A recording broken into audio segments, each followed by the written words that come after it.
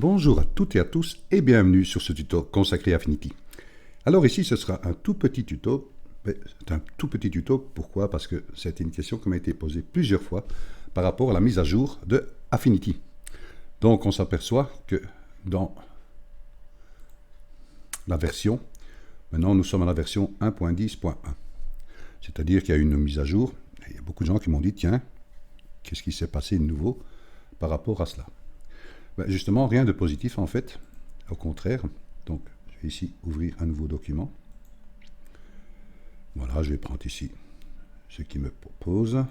Voilà, je crée. Petit instant, voilà, ça s'ouvre. Alors, si vous ne l'avez pas, je vais vous montrer. Vous allez dans Affichage, dans Studio et dans Stock. Stock. Vous l'avez peut-être déjà ici dans vos fenêtres. Donc pour ceux qui ne l'ont pas, vous allez dans Affichage, Studio et Stock. Voilà, une fenêtre s'ouvre. Soit vous pouvez la laisser libre, ou vous pouvez cliquer ici sur le petit titre, et vous pouvez soit l'intégrer, voyez ici, sur une de vos fenêtres, là, ou la fenêtre en haut, ou la fenêtre ici. Disons que je vais la mettre ici. Voilà. Qu'est-ce qui se passe par rapport à Stock? Mais auparavant, nous avions trois possibilités d'ouvrir des sites qui nous proposent des images libres de droit. Nous avions une Splash, nous avions Pixabay et nous avons Pexels. Maintenant, si on regarde bien, Pexels ici, oui, je dis Pixel, je dis Pexels. Donc il y avait une Splash, oui, une Splash, Pixabay et Pexels. Et si on regarde maintenant, par rapport aux mises à jour, ben, il ne nous reste plus que deux. C'est-à-dire qu'ils ont supprimé Unsplash. Voilà, ça a été la petite différence qu'il y a eu par rapport à la mise à jour. Bon, voilà. Maintenant, bon, c'est que pourquoi ce s'est retiré, je n'en sais rien. Donc, mais voilà, ce qu'on peut faire, par exemple, maintenant, si on voit, on clique ici, il n'y a rien. Si on clique sur Pixabay, il n'y a rien. Donc, il suffit de faire un petit moteur de recherche. Il est préférable que vous tapez des recherches en anglais. En français, ça fonctionne aussi, mais enfin bon, voilà, je vais taper par exemple building. Building. Voilà, et je fais entrer de mon clavier. Voilà, il y a des images qui sont proposées, vous voyez, par rapport ici à Pexels. Et si je vais sur Pixabay,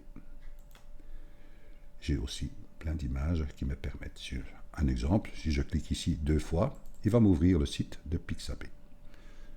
Vous voyez, il m'ouvre avec l'image proposée que je peux faire en free download, c'est-à-dire voilà, libre, c'est libre de droit. Et ce qui est simple ici aussi, si par exemple, je regarde, faire des images qu'il me propose, hein, moi je teste. Il y en a tellement. Allez, je vais aller monter. Prendre celle-ci par exemple, je la glisse, enfin je fais un clic dessus et je la glisse ici dans ma fenêtre et je lâche.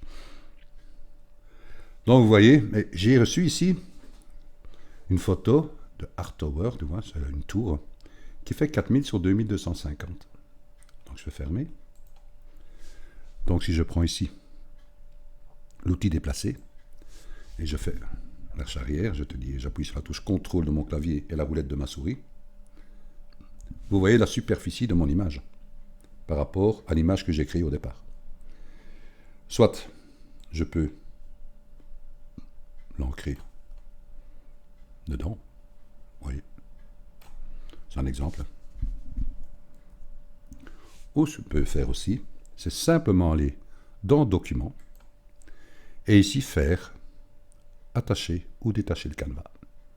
À ce moment-là, boum, mon image prend 4000 sur 2230.